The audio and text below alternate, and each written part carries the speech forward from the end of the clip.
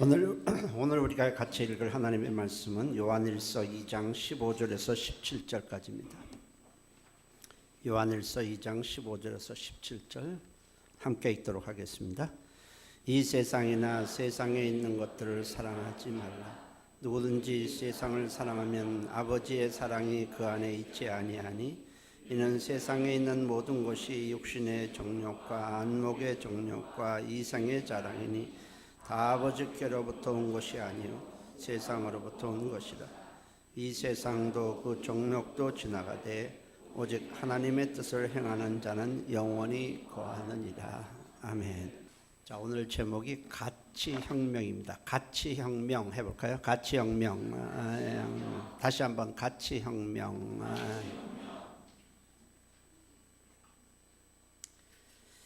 누구나 인생을 한 번만 살게 되는데 그 한 번뿐인 인생을 실패하고 싶은 사람은 없습니다. 한 번뿐인 인생 망치고 싶은 사람 없고 죽을 때에 인생을 후회하고 싶은 사람도 없습니다.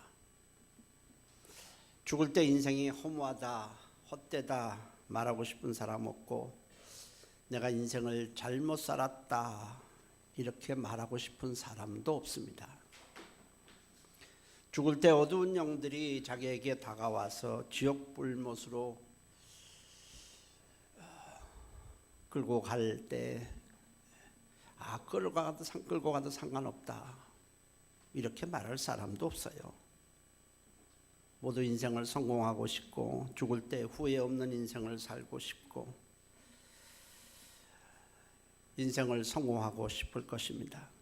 그러나 안타깝게도 대부분의 사람들은 결국 헛된 인생, 실패한 인생, 멸망할 인생을 살고 있습니다. 대부분의 사람들이 말년에 모든 것이 헛되다, 허무하다 하며 인생을 마감하는 것을 우리가 보게 됩니다.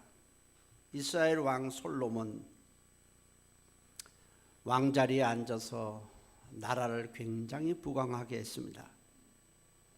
백성들에게 경제적으로 아주 부유하게 했고 자기는 세상에서 하고 싶은 것, 누리고 싶은 것들을 하나도 빼놓지 않고 다 해보았다고 했습니다. 가질 거 다 가져보고 누릴 거 다 누려보고 다 해봤는데 그런 솔로몬이 말년에 이렇게 말을 했습니다. 헛되고 헛되니 모든 것이 헛되도다. 사람이 수고하는 모든 수고가 무엇이 유익한가? 눈은 보아도 족함이 없고 귀는 들어도 가득 차지 아니하도다. 모든 것이 바람을 잡으려는 것이로다 했습니다.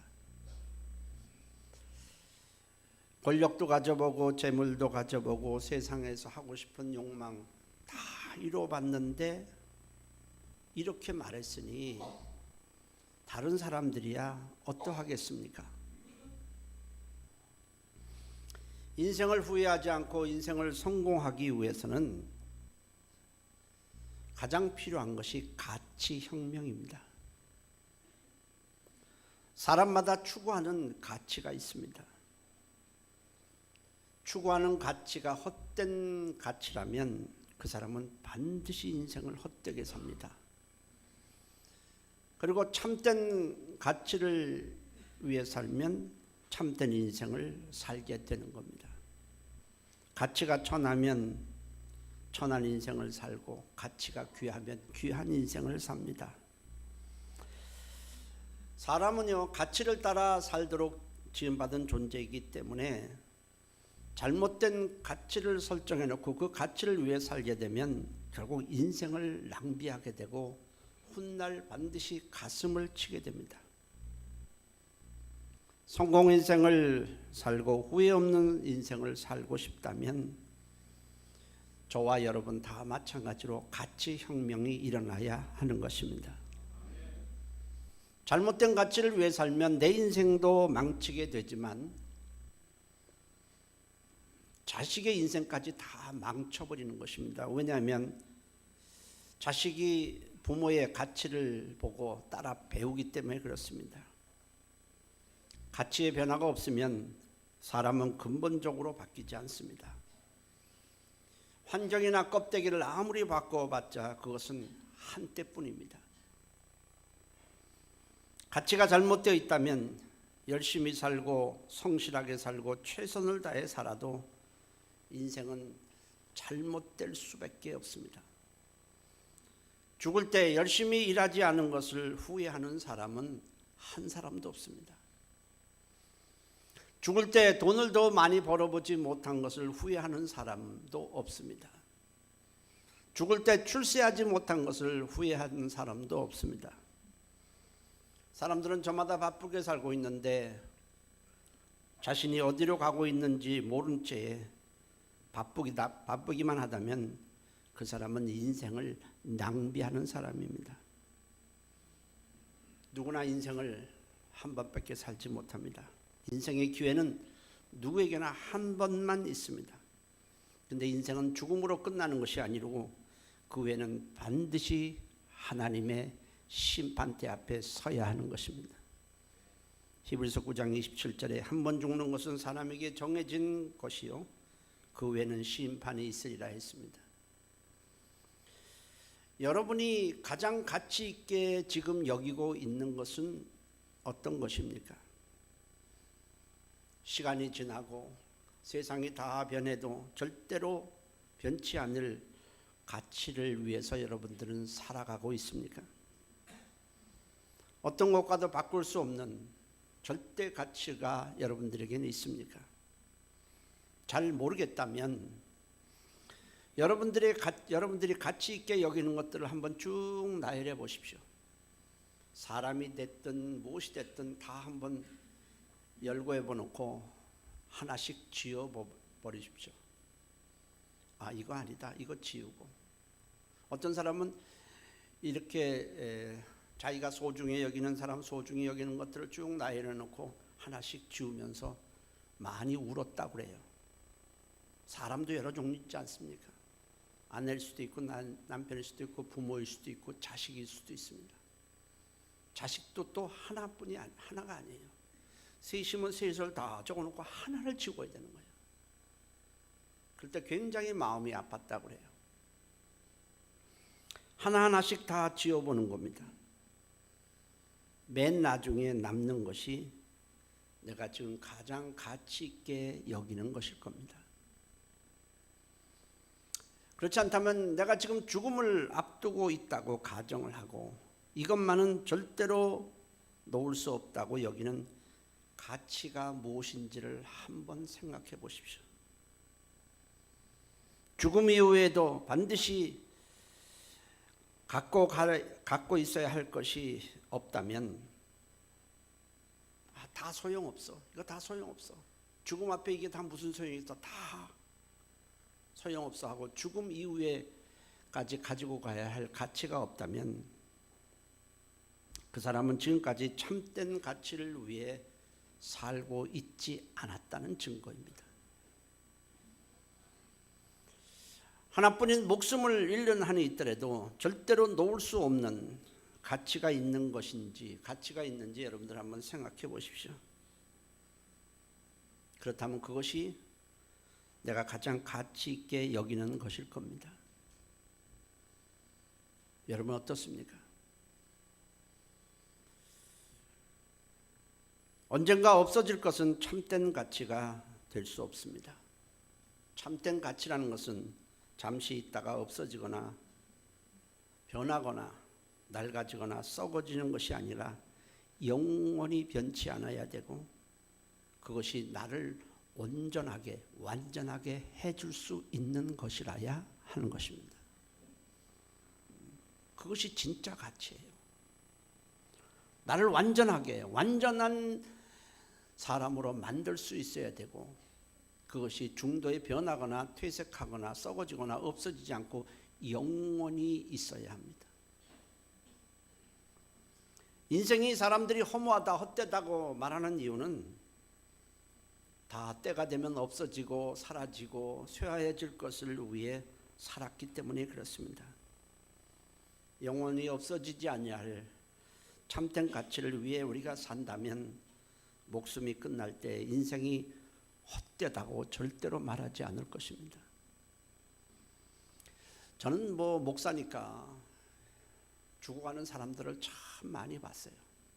임종이 임박한 사람들도 많이 봤어요. 권력을 가졌던 사람, 세상에서 많은 재물을 쌓았던 사람 많이 봤습니다. 근데 그 마지막에 와서 다 허무하해, 다 헛되다 이렇게 말하는 사람 많이 봤습니다.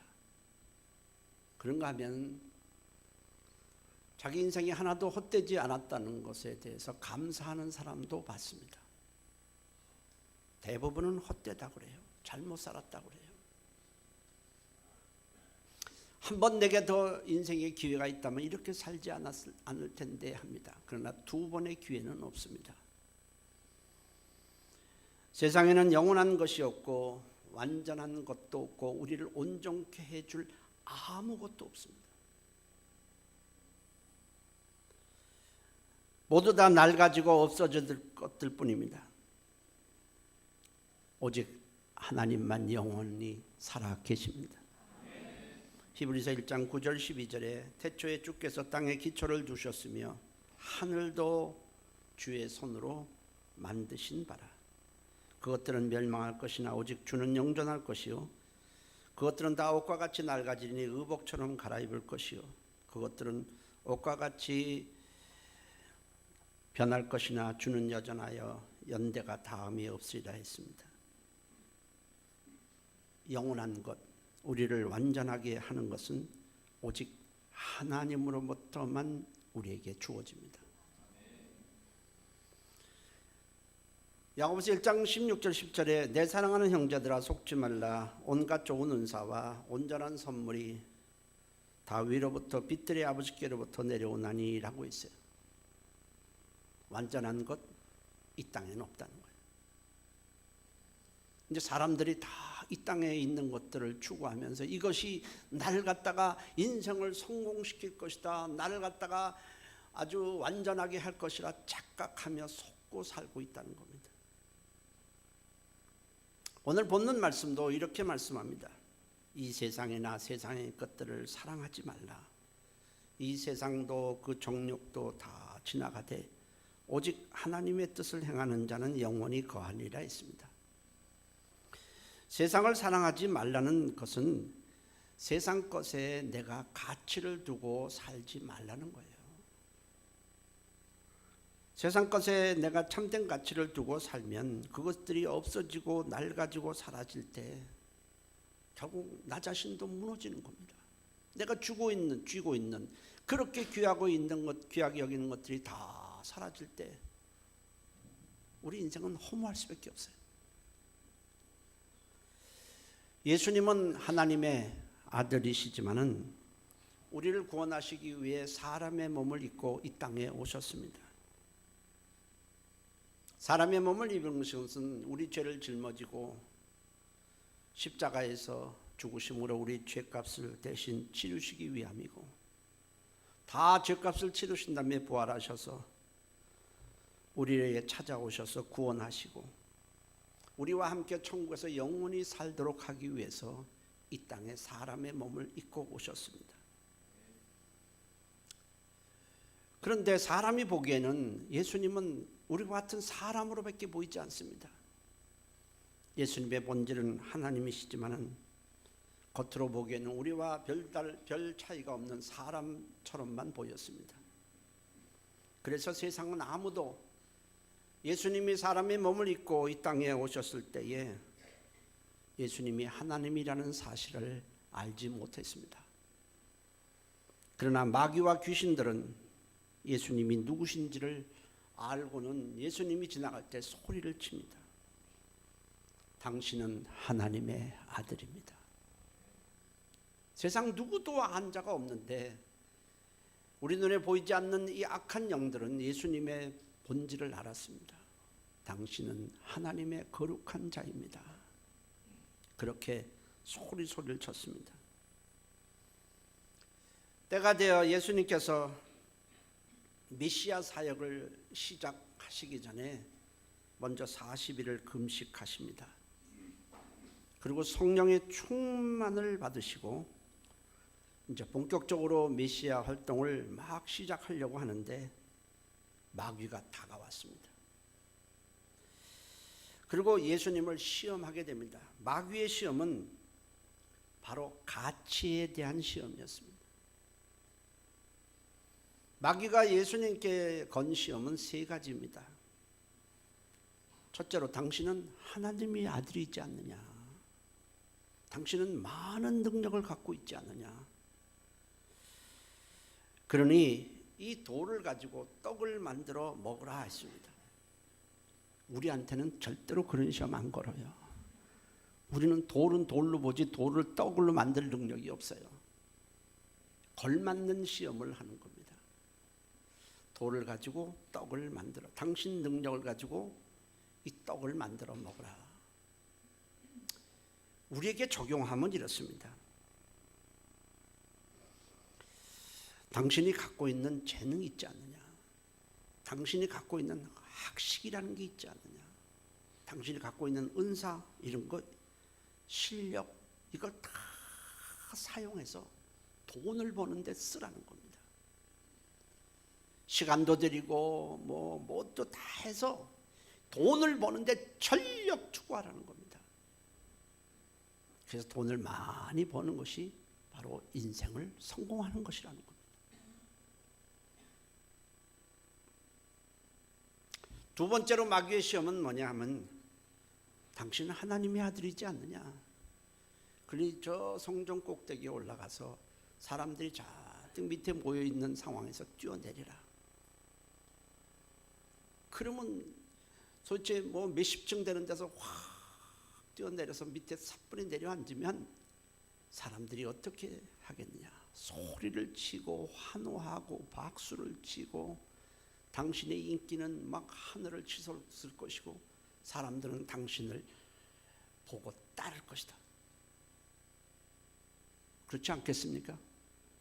평범하다고 생각했던 어떤 사람이 저 몇십 층 되는 데서 무슨 사뿐히 뛰어내려서 가만 밑에 떨어질 때 사람들이 가만히 있을 사람이 어디 있겠습니까? 인기가 올라갈 것이고 당신의 이름이 높여질 것이고 사람들은 그 능력에 막 입을 벌릴 것이고 박수를 칠 것이고, 당신이 갈 때 사람들이 막 인산인해로 따를 것이다. 인기와 명예, 그거 얻는 것이 인생의 성공이다. 그렇게 말을 했습니다. 그리고 세 번째로는 마귀는 또 말합니다. 천하 영광, 원하는 대로 말하는 대로 하나도 빠짐없이 다 줄 테니 자기와 함께 하자. 인류를 구원하려고 하는 뜻을 접고 자기와 함께 하자는 겁니다. 그게 얼마나 멋진 인생이냐. 천하 영광을 다 누린다면 그것이 얼마나 인생을 멋지게 살고 성공하는 것이냐. 이렇게 마귀가 시험을 합니다. 근데 마귀가 말하는 이 재물, 인기, 명예, 천하 영광, 모두 사람들이 가치 있게 여기는 것 아닙니까? 사람들이 이걸 위해서 자기에게 주어진 한 번뿐인 인생을 다 투자하고 있지는 않습니까? 그것이 가장 가치 있는데 그것을 위해 살아라는 겁니다. 이에 예수님이 마귀를 꾸짖으면서 참된 가치가 무엇인지에 대해서 말씀을 하십니다. 세 가지입니다. 하나, 첫째는 사람은 하나님의 말씀으로 살아야 한다. 여러분들은 말씀을 얼마나 가까이 하고 있습니까? 말씀을 일주일에 한 번이라도 좀 들여다 보십니까? 말씀 속에 우리가 가야 할 길이 있습니다. 말씀 속에 구원이 있어요. 말씀 속에 생명이 있습니다. 말씀을 알아야 내가 어떤 자로 지음받았는지 나의 존재에 대해서 알게 되고 내가 어떻게 살아야 하는지 비로소 알게 되는 거예요. 말씀을 모르면 내가 누군지를 모르고 내가 가야 할 길을 알지 못해요. 내가 어떻게 살아야 되는지 인생 목적을 전혀 알지 못하고 마귀가 말한 이 헛된 가치를 위해서 결국 다른 박질하게 되는 겁니다. 사람은 하나님의 말씀으로 사는 것이 참된 가치다. 두 번째로는 하나님을 시험해서는 안 된다라는 거예요.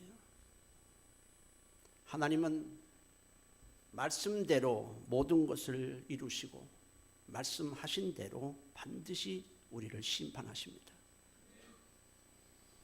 그러므로 말씀을 무시하고 내가 이렇게 산다고 해서, 내가 원하는 대로 산다고 해서, 내가 헛된 가치를 위해 산다고 해서 하나님이 어찌하랴 시험에서는 절대로 안 된다는 겁니다. 하나님은 사람들에게 조롱을 받지 않습니다. 하나님은 말씀하신 대로 그대로 우리 인생을 심판하시게 될 겁니다.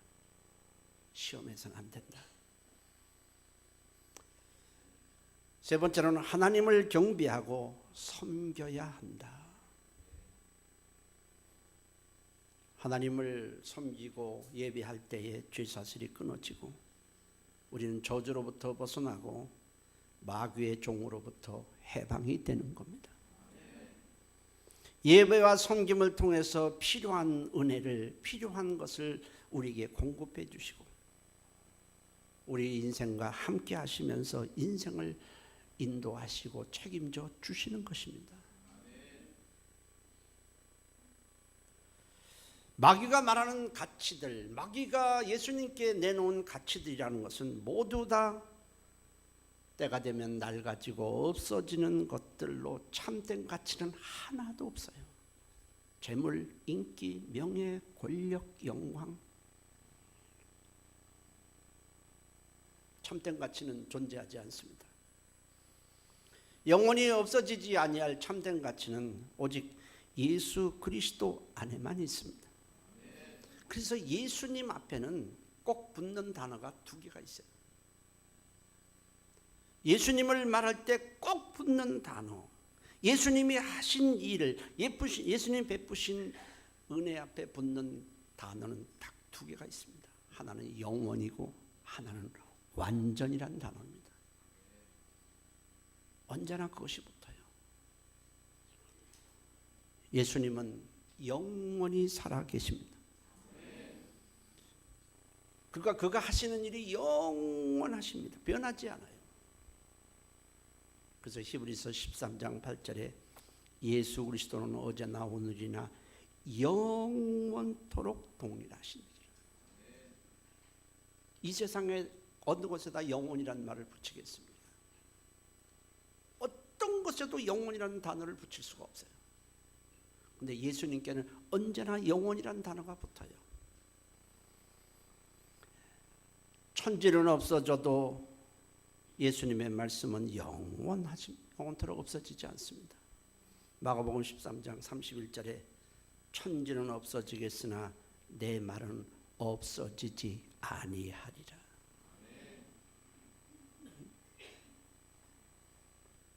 예수님이 십자가에서 우리를 위해서 몸짓고 피 흘려 우리 죄를 다 속죄하셨는데 이 속죄는 영원한 속죄예요. 오늘 용서했다고 해서 내일은 다른 걸로 다시 또 용서받아야 되는 게 아니라 영원한 속죄라 그랬습니다. 우리가 예수 그리스도의 속죄를 믿으면 과거의 죄, 현재의 죄, 미래의 죄를 단번에 그리고 영원하게 속죄를 받습니다. 히브리서 10장 12절에 오직 그리스도는 죄를 위하여 한 영원한 제사를 드리시고 14절에 그가 거룩하게 된 자들을 한 번의 제사로 영원히 온전하게 하셨느니라. 영원이라는 단어를 꼭 붙어요. 부활하신 예수님이 우리에게 주시는 생명은 어느 기간만 존재하는 생명이 아니라 영원한 생명입니다. 그래서 우리는 영생이라는 말을 써요. 요한복음 3장 16절에 예수를 믿는 자마다 멸망하지 않고 영원한 생명, 영생을 얻게 하려 합니다. 예수님 말씀합니다. 요한복음 11장 26절에 나를 믿는 자는 영원히 죽지 아니하리니 이것을 내가 믿느냐. 예수님이 주시는 구원은 영원한 구원입니다. 예수님이 주시는 천국, 우리가 영원히 살아야 할 천국, 그건 썩지도 않고 변하지도 않고 쇠하지도 않은 영원한 나라예요. 베드로전서 1장 4절에 썩지 않고 더럽지 않고 쇠하지 아니하는 유업을 있게 하시나니 곧 너희를 위하여 하늘에 간직하신 것이라. 예수님이 하늘 보좌로 올라가시면서 우리에게 보혜사 성령님을 보내주십니다. 그리고 보혜사 성령님이 너희를 책임지고 함께하며 영원히 너희와 함께할 것이다. 천국까지 인도할 것이다. 그렇게 말씀을 하셨어요. 요한복음 14장 16절에 그가 또 다른 보혜사를 너희에게 주사 영원토록 너희와 있게 하리니. 전부 영원히부터 영원.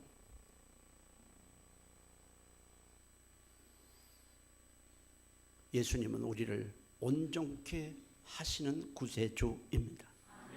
히브리서 12장 12절에 믿음의 주여 또 온전하게 하신 이 예수를 바라보자.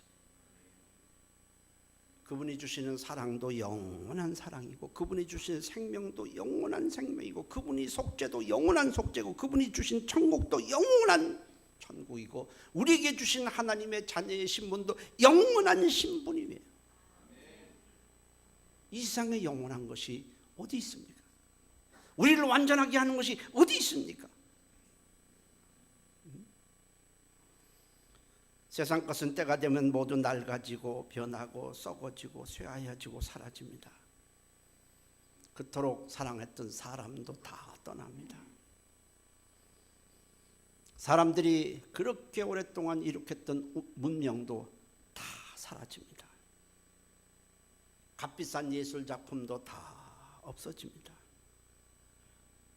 그러나 예수님은 영원히 살아계시고, 예수님 우리와 영원토록 함께 하시고, 예수님은 우리를 온전하게 해 주시는 것입니다. 그러므로 예수님보다 귀한 분 없고 예수님보다 가치 있는 것은 사실 없어요. 때문에 우리는 하나님께 주일 예배를 드리고, 그럴 때 우리는 예배를 굉장히 귀하게 여기는 거예요. 사실 사람들이 주일 예배를 쉽게 범하는 이유가 무엇입니까? 예수님보다 다른 것에 가치를 두고 있기 때문에 그래요. 가끔 사람들이 예배를 잘 빠져서 물어봅니다. 어떻게 예배를 이렇게 자주 빠지십니까? 그러면 이유를 댑니다. 그때 올라고 그랬는데 이렇게 되고, 제가 올라고 그랬는데 좀 바쁜 일이 생기고, 제가 올라고 다 해놨는데 또 다른 일이 생기고, 그렇게 여러 가지를 열거해요. 그러나 사실은요, 한 가지 이유예요.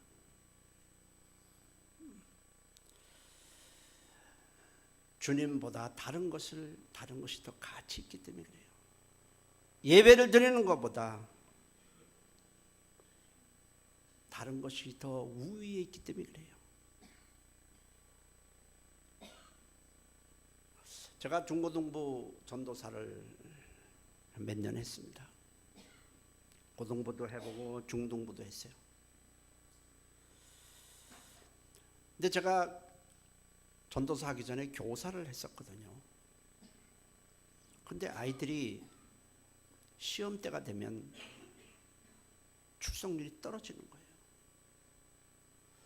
제가 고등학생을 300명 했고, 고등학생은 400명, 중학생 300명, 도합 700명을 제가 전도사를 했습니다. 따로따로 했어요. 매주일 예배 2번 드리고, 주례에 2번 하고, 철야 다 따로따로 2번 하고, 다 따로 했습니다. 근데 교사 때 가만히 보니까 예를 들어서 한 100명이었다고 가정하면 주일 출석이 한 70명으로 떨어지는 겁니다. 뭐 시험만 있으면 떨어지는 거예요. 중간 시험이다 무슨 시험이다 무슨. 그래서 제가 가치에 대해서 설교를 몇 주간을 했습니다. 그 가치를 심어줬을 때 저들이 변하는 걸 봤습니다. 100명에서 70명 나오던 사람이 75명, 80명, 85명에서 90명 점점 올라가는 걸 봤어요. 여러분들이 예수님보다 다른 것이 가치가 있다면 언제든지 주일 예배는 쉽게 범할 수 있습니다. 그러나 예수님이 여러분들이 가장 가치가 있다면 여러분들은 이 예배를 굉장히 귀하게 여길 것입니다. 어떤 사람은 텔레비를 보면서 안 나와요. 텔레비가 예수님보다 우위에 있습니다.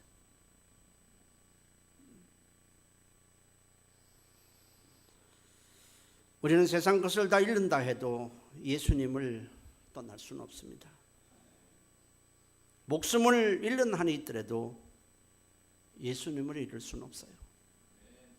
육체가 중요합니까? 영혼이 중요합니까? 예수님을 부인하면 영혼은 멸망합니다. 예수님과 함께하는 예수님이 최고의 가치가 되는 인생이 되시기를 주의 이름으로 축원합니다. 바울이라는 사람, 바울 한 사람 얘기를 하려는 것은 아니에요.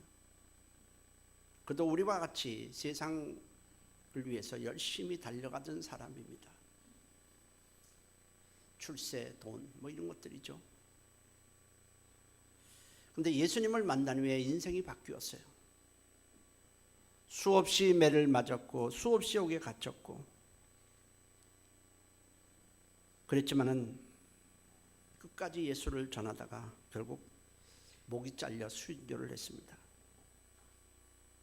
그가 이렇게 변한 이유는 한 가지, 그에게 가치 혁명이 일어났기 때문입니다. 예수님을 만나기 전에 그는 예수님이 전혀 그의 인생에 조금이라도 가치가 없었습니다. 가치 순위에서 밑바닥이 아니라 아예 가치 순위의 자체가 없었어요. 그런데 예수님을 만난 후에 그 가치는 순위를 매기는 가치에 들어간 것이 아니고 절대 가치가 된 거예요. 그래서 바울은 내가 예수님을 믿고 따르고 예수님을 섬기는 데 있어서 걸림돌이 되고 방해가 되는 것이 있다면 그것이 내가 지금까지 아무리 귀하게 여기고 살았을지라도 그것을 배설물처럼 나는 버리겠다고 했습니다. 참된 가치를 위해서 헛된 가치는 내려놓겠다는 겁니다. 빌립보서 3장 8절에 내가 그를 위하여 모든 것을 잃어버리고 배설물로 여기면 그리스도를 얻고 그 안에서 발견되려 함이니. 근데 어떤 사람들은 그것을 놓기 싫어서 예수를 가치 순위에서 떨어뜨려 버립니다.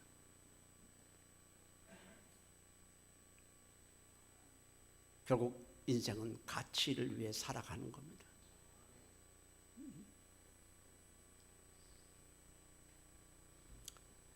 우리 인생에 있어서 가장 필요한 것, 가장 중요한 것은 가치 혁명입니다. 가치 혁명이 일어나지 않는 한 그 인생은 변하지 않습니다. 아무리 말해도 변하지 않습니다. 저는 가치 혁명이 일어나는 수많은 사람들을 보았어요.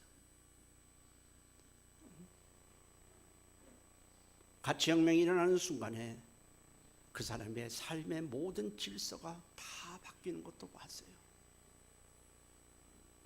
그 예수님이 가치가 되는 순간에 가정에서 박해를 받고 욕을 먹고 왕따를 당하고 또는 그걸로 인해서 수많은 불이익을 당해도 그 예수님을 놓지 않는 그런 사람들 많이 봤어요. 그러나 어떤 사람은 예수를 믿고 교회를 나오다가 세상 것이 가치를 두는 순간에 교회를 떠나는 사람도 많이 봤어요. 예수를 얘기하면 화를 내는 사람도 봤어요.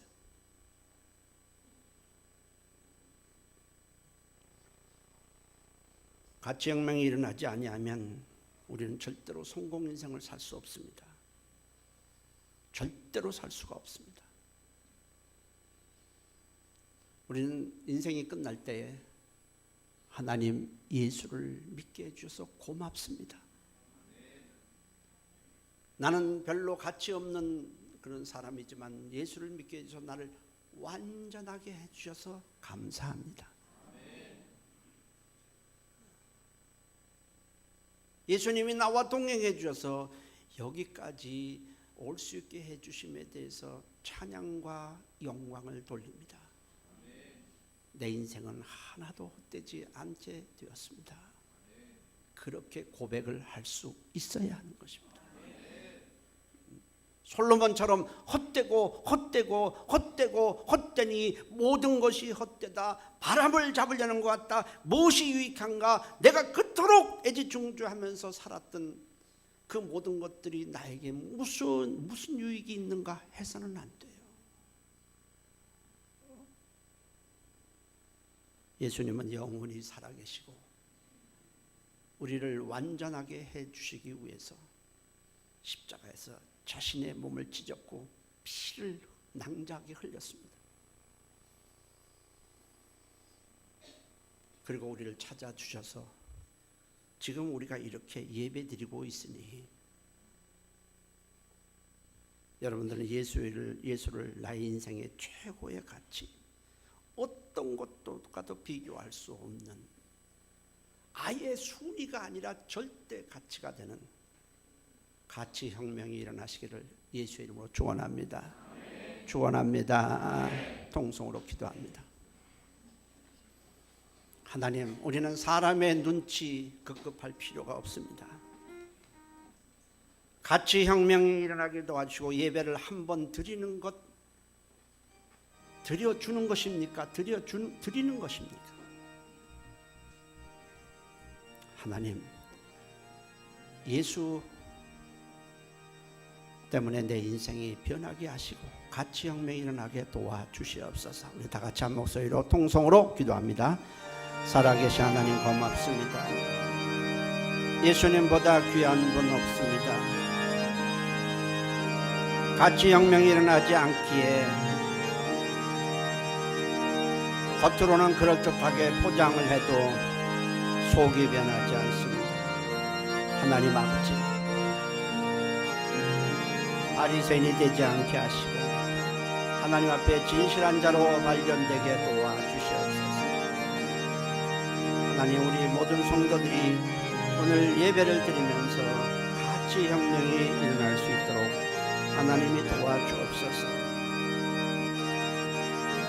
잘못된 가치를 위해 살면 인생을 낭비하고 결국 인생을 망치게 됩니다. 하나님 아버지, 오늘 우리 모두에게 참된 가치가 예수님이 되도록 하나님이 도와주시옵소서. 예수님의 이름으로 기도했습니다. 살아계신 하나님, 예수님을 알게 해주셔서 고맙습니다. 예수님은 우리의 삶의 하나의 일부분이 아닙니다. 예수님은 우리의 전부입니다. 예수님은 여러 가지 순위 중에서 들어가는 순위가 아니라 어떤 것과도 비교할 수 없는 절대 가치입니다. 가치 혁명이 오늘 말씀을 듣고 일어나서 한 번뿐인 인생 실패하지 않게 하시고 낭비하지 않게 하시고 헛되지 않도록 도와주시옵소서. 예수님의 이름으로 기도했습니다. 아멘.